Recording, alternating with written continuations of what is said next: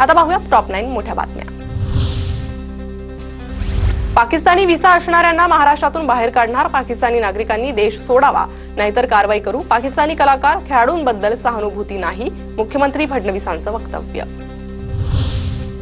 पाकिस्तानी नागरिकांकडील सर्व प्रकारचे व्हिसा 27 एप्रिलपर्यंतच वैध, तर मेडिकल व्हिसा 29 एप्रिलपर्यंतच वैध असणार।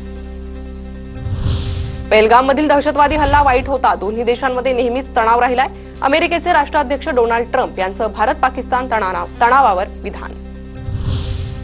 भारतीय सशस्त्र दल हाय अलर्टवर, लष्कर प्रमुख जनरल उपेंद्र द्विवेदींकडून जम्मू काश्मीरमधील परिस्थितीचा आढावा। 15 कॉर्प्स कमांडरकडून सुरक्षेसह दहशतवाद्यांवर केलेल्या कारवाईबाबत घेतली माहिती। मनसेच्या प्रतिसभागृहात सहभागी होण्यास भाजपचा नकार, ठाकरेंच्या शिवसेनेलाही मनसेनं आमंत्रित केल्यानं भाजपचा नकार। ठाकरेंच्या शिवसेनेनं मुंबईची वाट लावली, मुंबई भाजपचा आरोप।